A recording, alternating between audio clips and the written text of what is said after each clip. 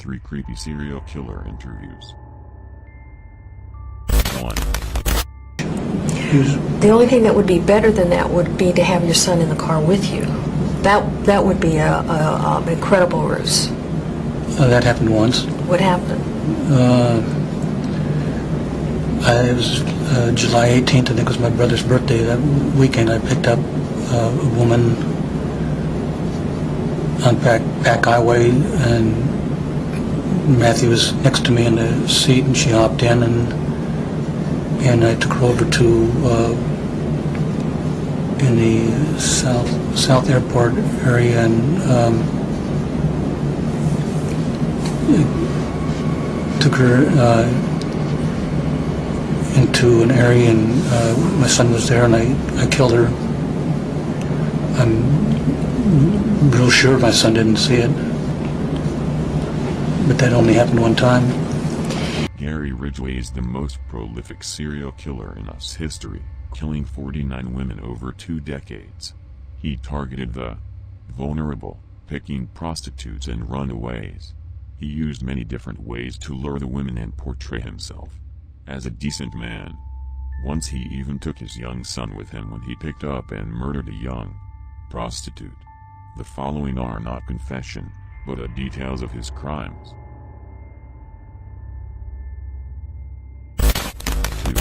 Was there something sexual in the dismemberment of the bodies for you? As time went on, yes, I did get there was a sexual part to that.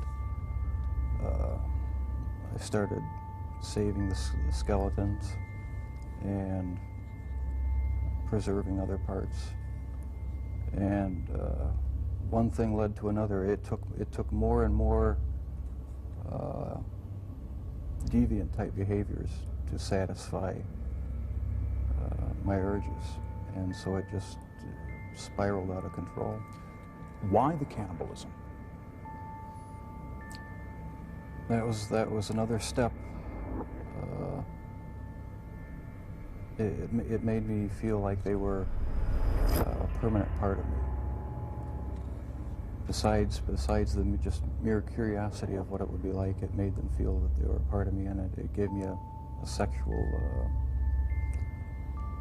satisfaction to do that. It was about a 1-foot square box, metal and wood box.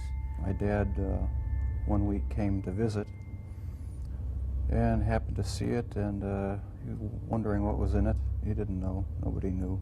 And I said, "Jeff, open it up. I just want to see what's in there." We got into a bit of an argument because I wouldn't open it up. And I said, "Jeff, open it up, or I'm going to just take it down into the basement and get a screwdriver or something and open it up." I was thinking, I've got to stop this from happening. He got angry, very visibly agitated. I thought, it's all going to come crashing down now. Not fathoming what could be in that box, I said, "Okay, we'll just open it up tomorrow then, and then let's get rid of it, whatever it is." What was in the box? The mummified head and genitals of a young man I met in one of the bars down in Milwaukee. Why did you photograph them? It was my way of remembering their appearance, their physical beauty. I also wanted to keep something. If I couldn't keep them there with me whole, at least I felt that I could keep their skeletons. And I even went so far as planning on setting up an altar with the 10 different skulls and skeletons. And what was the purpose of the altar going to be? As a sort of memorial. A point where I could, I don't know. It's so bizarre and strange, it's hard to describe. A place where I could collect my thoughts and feed my obsession.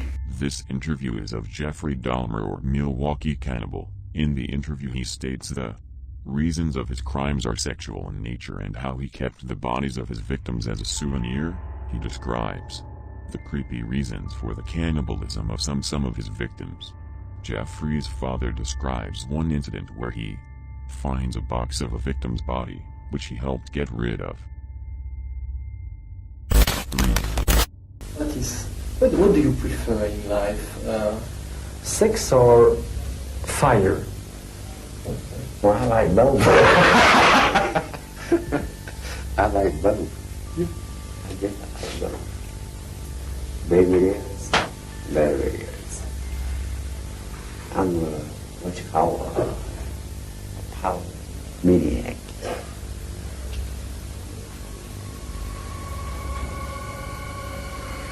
A power maniac can be most anything, but I'm what you call a power maniac.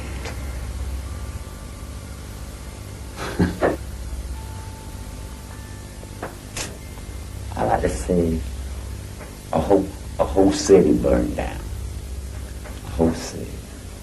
I like to see a whole city. Like the tallest building I could see up. I like to see a whole thing. Do it.